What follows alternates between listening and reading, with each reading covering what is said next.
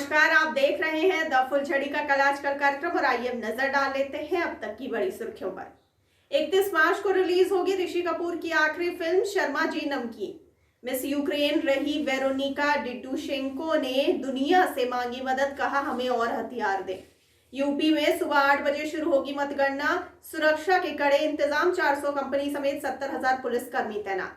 Hockey India ने Germany के खिलाफ FIH प्रो लीग मैचों के लिए 22 सदस्यीय महिला टीम घोषित की।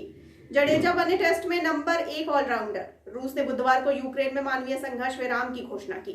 नई दिल्ली में ऑस्ट्रेलियाई सेना प्रमुख ने राष्ट्रीय युद्ध स्मारक पर पुष्पांजलि अर्पित की। जेलेंस्की ने फिर दिखाए कड़े तेवर, नहीं करेंगे सरेंडर, रूसी सैनिक डाले हथियार।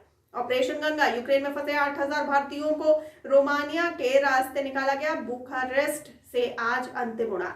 यूक्रेन में फंसे यूपी के 2078 छात्रों को निकाला गया, सीएम योगी आदित्यनाथ ने कहा। दिल्ली के मंत्री कैलाश गहलोत को महिला एवं बाल विकास विभाग का प्रभार दिया गया है। यूपी चुनाव के मतगणना से एक दिन पहले ECI पहुंचा बीजेपी का डेलीगेशन।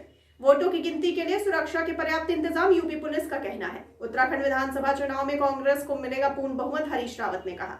सिद्धरमैया ने मेकेदातु परियोजना को लागू करने की मंजूरी पर पीएम मोदी को लिखा पत्र। सरकार ने पेश किया copy paste budget, Hardik Patel ने कहा। बीजेपी के श्रीकांत शर्मा का कहना है कि विपक्ष ने यूपी चुनाव में हार मान ली है। बीजेपी सांसद हरनाथ सिंह यादव का कहना है कि ईवीएम के बारे में अफवाह फैलाने वाले अखिलेश यादव को सलाखों के पीछे डाला जाना चाहिए। दिल्ली के नगर निगम चुनाव के ऐलान में देरी। भारत ने पिछले 24 घंटे में 4,575 नए कोविड-19 मामले दर्ज किए।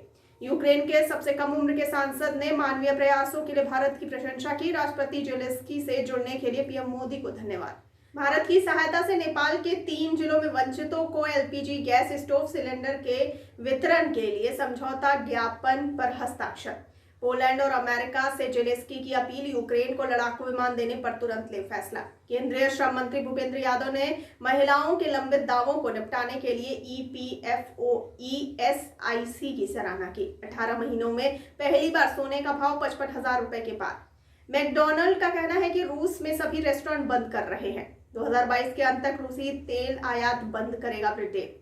हिजाब विवाद, मंगलुरु कॉलेज में हुए विवाद में पुलिस ने 3 प्राथमिकी दर्ज की। यूपी में आज नहीं मिलेगी शराब, प्रदेश भर में बंद रहेंगे ठेके, उल्लंघन करने पर होगी कार्रवाई।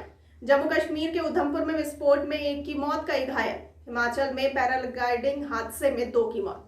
यूक्रेन को आर्थिक मदद के तौर पर 100 करोड़ अमेरिकी डॉलर देगा US. IPhone 14 pro model dual punch hole design पर स्विच। एप्पल का iOS 15.4 अगले सप्ताह आ रहा है। पत्रकारों को सहायता प्रदान करने के लिए गूगल ने उत्पीड़न रोधी फिल्टर लॉन्च किया। यूपी के मथुरा में सपा बसपा कार्यकर्ताओं ने किया हंगामा, ईवीएम से छेड़छाड़ की कोशिश का आरोप। एग्जिट पोल बीजेपी द्वारा प्रायोजित, स्वामी प्रसाद मौर्य ने लगाया बड़ा आरोप, कहा दहाई में सिमटे की पार्टी।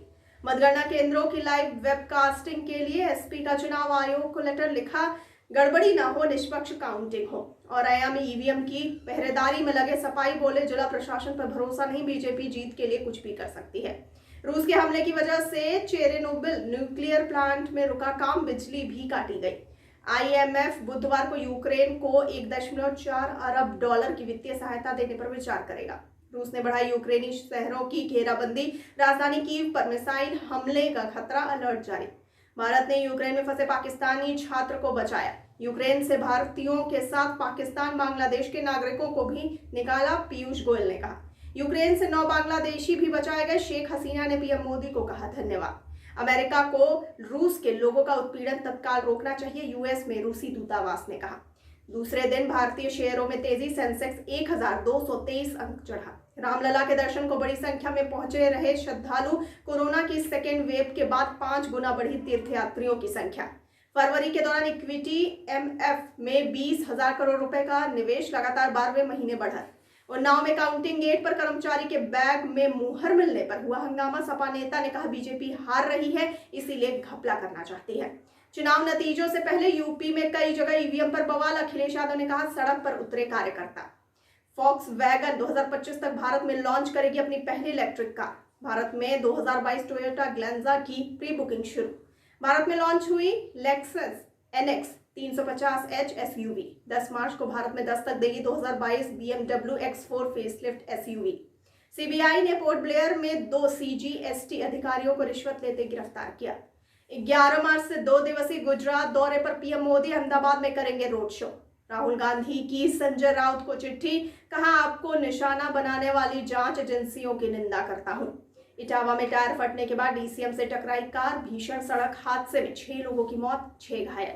चुनाव नतीजों से पहले रणनीति तैयार करने के लिए पंजाब कांग्रेस की बैठक जारी। Gal Gadot, Jamie Dornan, starrer Heart of Stone से हॉलीवुड में डेब्यू करेंगी आलिया भट्ट। जर्मन ओपन, अश्विनी रेड्डी की महिला युगल जोड़ी पहले दौर में हारी। यूक्रेन के युद्धग्रस्त इलाकों से निकाले गए भारतीय छात्र अभियान जारी, पीयूष गोयल ने कहा। यूक्रेन के राष्ट्रपति जेलेंस्की बोले, दुनिया को रूस के नहीं हमारे भविष्य की चिंता। भारत नेपाल के पूर्व छात्र नेटवर्क ने महिला दिवस मनाने के लिए काठमांडू में गोलमेज चर्चा का आयोजन किया। पीएम मोदी ने जेलेंस्की और पुतिन के साथ वैश्विक नेताओं से की 11 बार बात, पीयूष गोयल ने कहा। McDonald, Starbucks, PepsiCo, Coca Cola ने रूस में कारोबार निलंबित किया। कैबिनेट ने लैंड मोनेटाइजेशन के लिए एनएलएमएससी के गठन को मंजूरी दी। सरकारी कंपनियों की जमीन होगी मोनेटाइज। अलीगढ़ में दबंगों ने 27 मकानों पर रात में चलवाया बुलडोजर। इस जमीन पर गरीबों के थे घर और प्लॉट।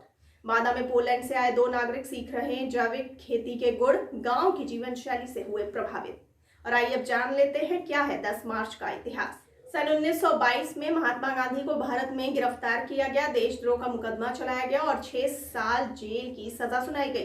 केवल एक एपेंडिसाइटिस ऑपरेशन के लिए लगभग 2 साल बाद रिहा किया गया। सन 1939 में हैदराबाद भारत में ओलों से क्षतिग्रस्त 17 गांव। 1977 में खगोलविदों ने यूरेनस के छल्ले की खोज की।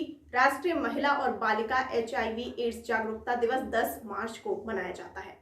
तो ये थी अब तक की बड़ी सुर्खियां। आगे खबरों के लिए बने रहिए द फुलझड़ी के साथ और हमारे चैनल को लाइक, सब्सक्राइब और शेयर करना ना भूलिए और मुझे दीजिए इजाजत। धन्यवाद।